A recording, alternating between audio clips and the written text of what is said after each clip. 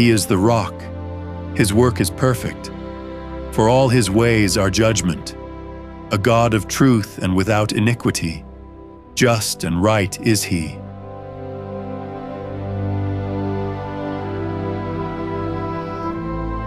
Experience this day with God.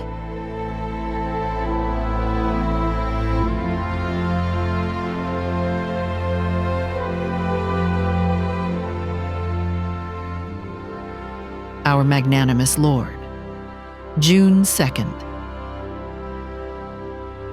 No man can serve two masters, for either he will hate the one and love the other, or else he will hold to the one and despise the other. Ye cannot serve God and mammon.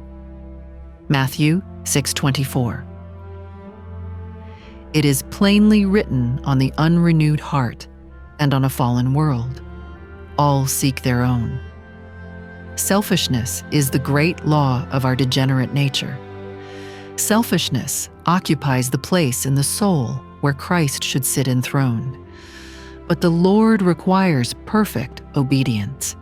And if we truly desire to serve him, there will be no question in our minds as to whether we shall obey his requirements or seek our own temporal interests. The Lord of glory did not consult his convenience or pleasure when he left his station of high command to become a man of sorrows and acquainted with grief, accepting ignominy and death in order to deliver man from the consequence of his disobedience. Jesus died, not to save man in his sins, but from his sins. We must leave the error of our ways, take up our cross and follow Christ, denying self and obeying God at any cost.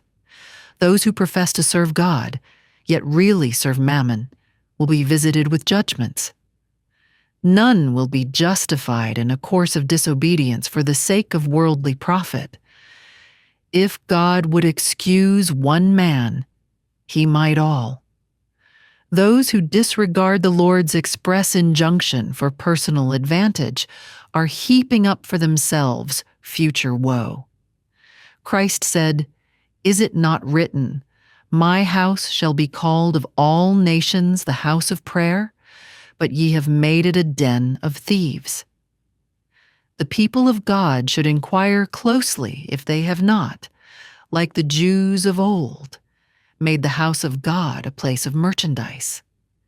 Many are falling into the sin of sacrificing their religion for the sake of worldly gain, preserving a form of piety, yet giving all the mind to temporal pursuit.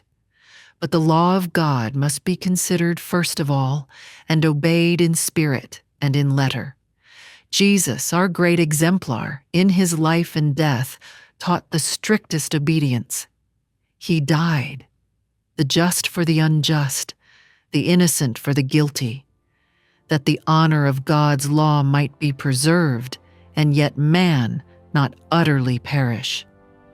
God has withheld nothing from man that could promote his happiness or secure to him eternal riches.